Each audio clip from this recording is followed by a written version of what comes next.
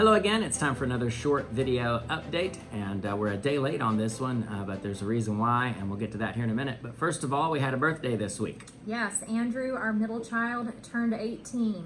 Yeah. And these years are going by too fast. I don't know, sometimes I feel like they're going by okay. I'm kind of looking forward to having Gwen to myself again and getting all the kids out of here. But anyway, Andrew had a good birthday party, and we thank the Lord for him. He's doing a good job. When did we go to immigration? Monday.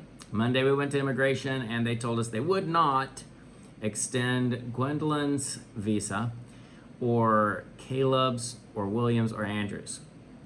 The only way that they're going to extend it anymore is if we have a flight leaving the country within 60 days of the current expiration date. That's clear, isn't it? That's easy to understand. About as clear as anything here usually gets. It's always about counting days. You always have to have a calendar and count backwards from sometime. Yeah. So if we put Gwen and Andrew in language school, that would help us with their visas, but it would be very expensive. But it wouldn't help us with Caleb and William, and they would overstay their visas, which is illegal, and would, you know, they can't really throw a 12-year-old in prison for overstaying his prison or his visa or anything like that. But it is actually, it's illegal. So we're trying to figure out a way to keep them, here legally and stay here as long as we can. We were hoping to stay here till March. Looks like we're going to make it to April 15th. Gwen went online last night.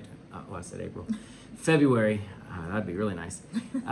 February 15th. So the day after Valentine's Day, we're going to be catching a flight back to the States. And we will stay in the States for about 90 days until our daughter graduates from college at Crown College of the Bible. That will be May 2nd is the graduation, and then we'll head back right after that. So be in prayer about our traveling and expenses for traveling. The tickets were about $4,500, which really isn't that much when you think about 6 people traveling halfway around the world.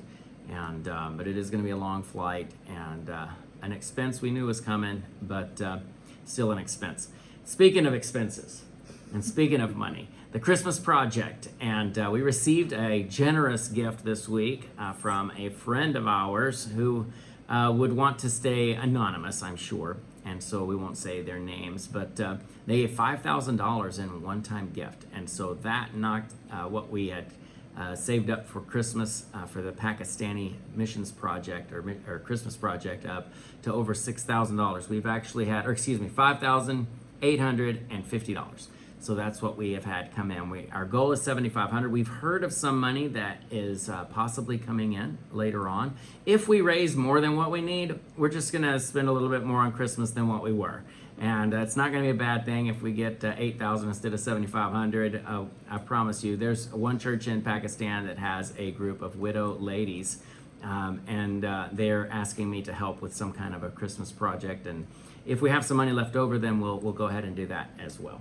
So please continue to pray about our Christmas project. We still are around 1,500 maybe short of what we had hoped to raise.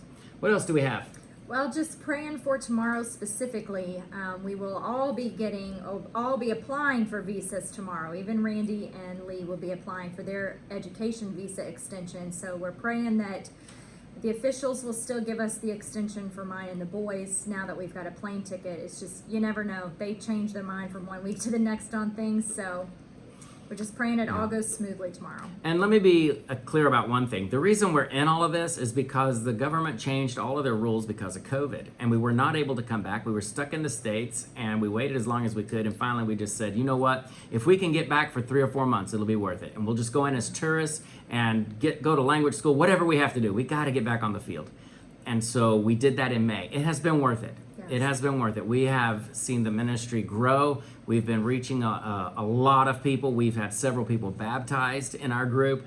And so it has definitely been worth it. We know this is what the Lord wanted us to do. And so we're completely satisfied with that. And we know also that when we return next year, probably in the middle of May, beginning of May, that we'll be able to get the original visa that we used to have as volunteers in the country. So we'll be able to stay here legally and be volunteers renew our visa once a year, and it'll be the same old boring thing that it used to be years ago. And we would rather have boring. and we won't have to be spending all of this money on language school and be tied down for 20 hours a week tied down to a computer doing language school. So it's a blessing, but it definitely was the right thing to do last year. We've gotten a lot of work done while we were here, so we're thankful for that. And so looking forward to getting back here and not having to be in language school. All right, I think that's about it for this week. Is that it? Thank you all for praying for us. Thank you for your generosity. Thank you for keeping us in your prayers, and look forward to making another video for you next week. And until then, God bless you all.